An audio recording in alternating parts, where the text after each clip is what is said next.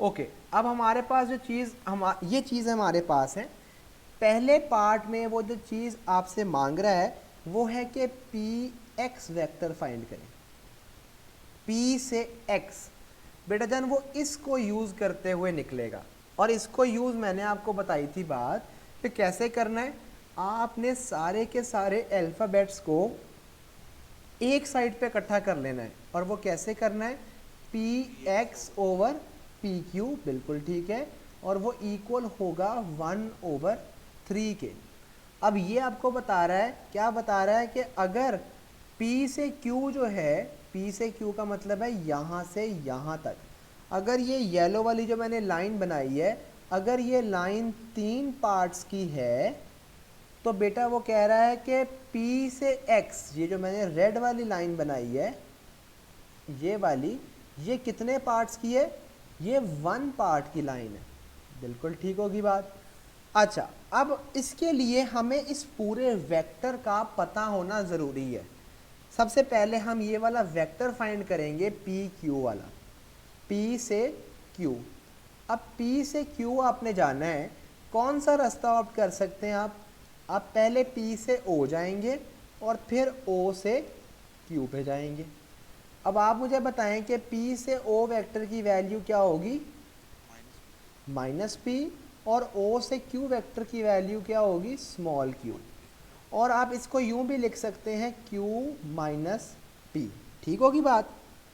अब हम अपने क्वेश्चन पर वापस चलते हैं। ये हमें पी क्यू पूरे वेक्टर की वैल्यू पता चल गई है, क्यू माइनस पी, इस पूरे वेक्टर की। अब हमारे पास जो चीज़ चलेगी उसे कहते हैं पार्ट्स एंड एक्चुअल, ठीक है, पार्ट्स एंड एक्चुअल। अब यहाँ पर हमारे पास इस पूरे वेक्टर के कितने पार्ट्स हैं, पी क्यू वेक्टर के कितने पार्ट्स हैं टोटल, बेटा टोटल 3 पार्ट्स हैं, ठीक है। और एक्चुअली में इस वेक्टर पूरे की वैल्यू क्या है, वो है q माइनस पी, बिल्कुल ठीक है। और हम कौन सा पार्ट, और हम यहाँ पे कौन से वाला पार्ट जो है, और यहाँ पे कौन से वाला पार्ट फाइंड करना चाह रहे हैं, 1, जिस ये वाला पार्ट जो 1 पार्ट है वो फाइंड करना चाह रहे हैं, और उसको हम कह देंगे x। तो बेटा जान हम x की वैल्यू क्या होगी, बिल्कुल ठीक है जी, q माइनस पी ओवर 3। यहाँ तक बात समझ आ गई। और ये x जो है ये असल में पी एक्स है, यहाँ तक क्लियर है बेटा, p से x है। अच्छा, सेकंड पार्ट पे चलते हैं। अब सेकंड पार्ट हमारे पास क्या है, सेकंड पार्ट में वो मांगना चाह रहा है ओ एक्स। अच्छा, o से x पे जाना है आपने। अगर आप पहले o से p पे जाएं और फिर p से x पे जाएं तो मेरा ख्याल है आप अपनी डेस्टिनेशन पे पहुंच जाएंगे। o से p की वैल्यू है p, और p से x की वैल्यू है q माइनस पी ओवर 3। अब बेटा जान इनके डिनोमिनेटर्स को सेम करना पड़ेगा आपको, तो सेम कर लिया आपने, कभी भी ऐसे नहीं छोड़ना है इसको, तो ये बन जाएगा 3p plus Q minus P divided by 3। ये आपके पास बन जाएगा 2p, ओ एक्स की वैल्यू आ जाएगी, o से x की वैल्यू आ जाएगी 2p plus q divided by 3। Any question so far? No sir, अगर सर ये तीन में मतलब अभी तो हम दो साइड से ले रहे हैं जैसे ओ की और एक्स की। हम्म, अगर कुछ ऐसे क्वेश्चन होते हैं जिनमें तीन साइड लेनी होती है तो हम तीन यूजुअली लिया करें कि दो ही दो प्रेफर ही करें। प्रेफर किया करें, तीन में आप कंफ्यूज हो जाएंगे। तीन के पहले रिजल्टेंट निकालना होगा, फिर आप करेंगे आगे तो सर हमेशा। मैंने पीछे क्वेश्चन किया वो हम्म, पहले थ्री साइड से किया, उसका आंसर ही वो आया तो फिर टू से किया मैंने बाद में। तो आप 2 से किया करें, 3 से मत किया करें, ठीक है। तीन तीन लंबा मेथड है, उसको ना ऑप्ट करें, ओके सर। ठीक है। अब नेक्स्ट पार्ट में वो हमसे क्या मांग रहा है, अच्छा जी नेक्स्ट पार्ट में वो कह रहा है,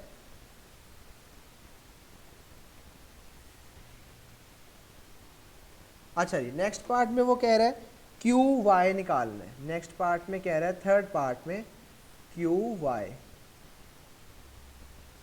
क्यू से चलना है और वाई पे जाना है। बेटा जान Q ये है और Y ये है। Q से Y जाने के लिए पहले आपको Q से P पे जाना पड़ेगा और फिर P से Y पे जाना पड़ेगा। अब बेटा जान Q से P वेक्टर की वैल्यू हमने पिछले पे निकाली थी, which was Q minus P Q की है Q माइनस P। P से Q वेक्टर की वैल्यू है Q माइनस P, और अगर आप इसकी डायरेक्शन को उल्टा करना चाह रहे हैं तो इसे नेगेटिव, बिल्कुल ठीक है जी, माइनस Q प्लस P कर देंगे। और पी वाई वेक्टर की वैल्यू आपके सामने लिखी है, वो कितनी है, के क्यू। जी क्लियर है। अब आप क्या करें, के वाली जो क्यू वाली चीज़ है उसको इकट्ठा कर लें और वो क्या बन जाएगी आपके पास, अच्छा के क्यू वाली इकट्ठा कर लें और पी वाली इकट्ठी कर लें, वो बन जाएगी जी के क्यू माइनस क्यू। इसको फर्दर अगर हम सिंप्लीफाई करके लिखें तो बेटा जान वो ऐसे लिखा जा सकता है, विच इज़ क्यू कॉमन आ जाएगा और अंदर के माइनस वन। ठीक होगी बात, यहाँ तक कोई सब प्रॉब्लम है तो पूछें। अच्छा जी, फोर्थ पार्ट है और वो बहुत इंपॉर्टेंट अच्छा फोर्थ पार्ट है और वो कह रहा है कि ये जो ओ एक्स वेक्टर है ये पैरेलल है वेक्टर क्यू वाई के। अब पैरेलल का ज़रा मतलब समझिएगा मेरे साथ बेटा जान, ये ध्यान से मुझे देख के बताना है, ये जो मैंने दो लाइंस बनाई हैं क्या ये दोनों लाइंस आपस में पैरेलल हैं? Yes sir. पैरेलल का मतलब ये होता है कि वो लाइंस आपस में कभी भी एक दूसरे को इंटरसेक्ट नहीं करेंगी, लेकिन पैरेलल का हरगिज ये मतलब नहीं है कि वो आपस में इक्वल भी होंगी।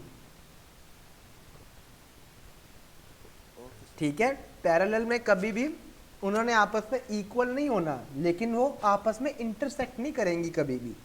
अच्छा, तो मतलब इनमें से एक लाइन बड़ी हो सकती है और दूसरी लाइन छोटी हो सकती है। एग्री करते हैं अब इस बात से? अब अच्छा, अब अगर आप डायग्राम को गौर से देखें तो आप मुझे बताएंगे वहाज कि इनमें से कौन सी लाइन है जो छोटी है और कौन सी लाइन है जो बड़ी है। सर OX छोटी है और QY बिल्कुल ठीक है जी, ओ एक्स आपने कहा छोटी है और क्यू वाई जो है वो बड़ी है, ऐसा ही है। अब अगर मैं इसको, ये जो ओ एक्स जो छोटी है, अगर मैं इसको किसी नंबर के साथ मल्टीप्लाई कर दूं, मतलब थोड़ा सा तो ये लंबी हो जाएगी ना थोड़ी सी पहले से। तो बेटा जान ये पैरेलल लाइंस का कॉन्सेप्ट है, ये जो मैंने आपको हाईलाइट कर दिया, समझ आई बात की। अब हमने दोनों वेक्टर्स ऑलरेडी निकाले हुए हैं, बड़े ध्यान से देखना है, और वो दोनों वेक्टर्स यहाँ पे हम प्लेस करेंगे।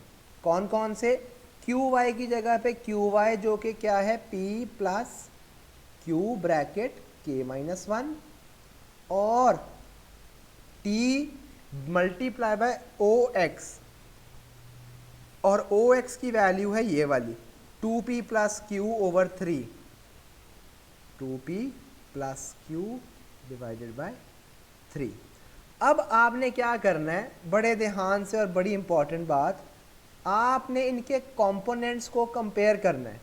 कंपोनेंट्स को कंपेयर करने का ज़रा मतलब समझें, ये लिखा हुआ है, ये लिखा है p प्लस क्यू इंटू के माइनस वन, और ये इक्वल है किस चीज़ के, ये इक्वल है 2p over 3 multiply by T plus Q T over 3 के। ठीक है, इनके कंपोनेंट्स को कंपेयर करने का ये दोनों साइड्स आपस में एक दूसरे के इक्वल हैं, और इक्वल होने का मतलब ये है बेटा जान ये p वाली चीज़ के बराबर है, और ये जो q वाली चीज़ है ये बेटा जान q वाली चीज़ के बराबर है। ठीक है, ये बात समझ आई है आपको? और ये कैसे बराबर है ये ज़रा देखिएगा, p इक्वल है किसके, 2pt ओवर 3 के। अब यहाँ से अगर हम इसको सिंप्लीफाई करें तो बड़े आराम से हम किसकी वैल्यू फाइंड कर सकते हैं, t की। ये क्योंकि हमारे पास क्या बन जाएगा 3p equal to 2pt। Agree?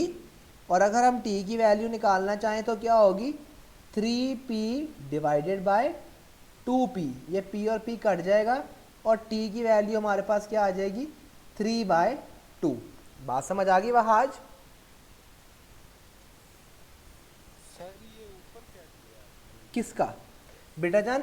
ये देखिए दो कंपोनेंट्स हैं इस वेक्टर के अंदर, एक तो p कंपोनेंट है और ये जो दूसरा कंपोनेंट है वो है q कंपोनेंट, और दरमियान में लिखा हुआ है कि ये लेफ्ट साइड, ये जो लेफ्ट हैंड साइड है इक्वल के, ये बराबर है किसके, इक्वल की राइट हैंड साइड के।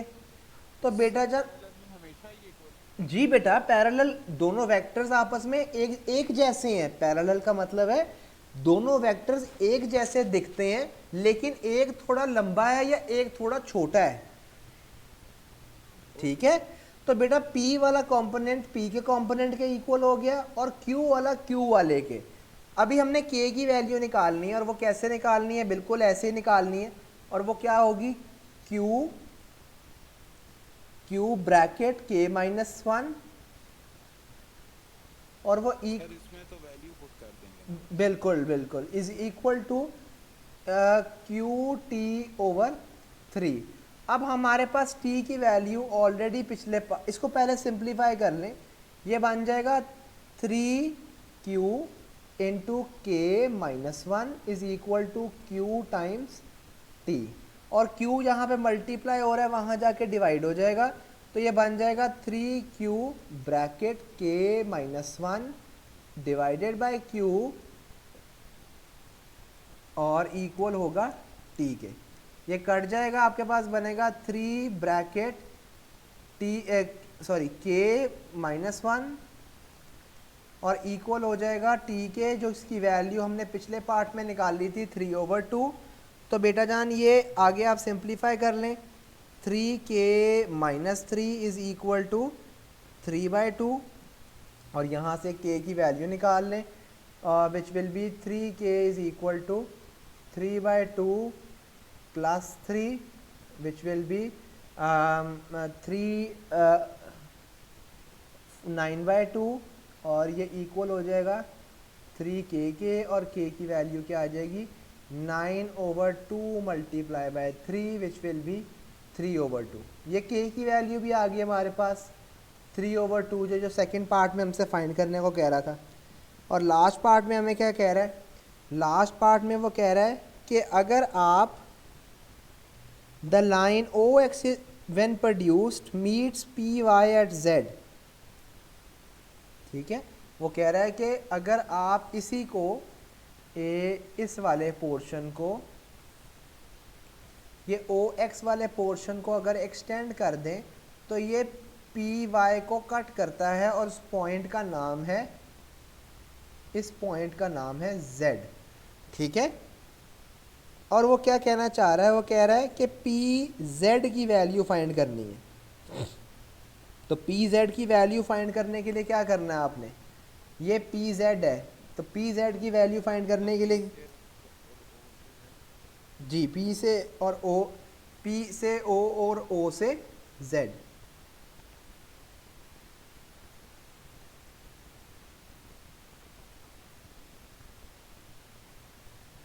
जी बेटा, any query so far? No sir. समझ आ गई बात की? Yes sir.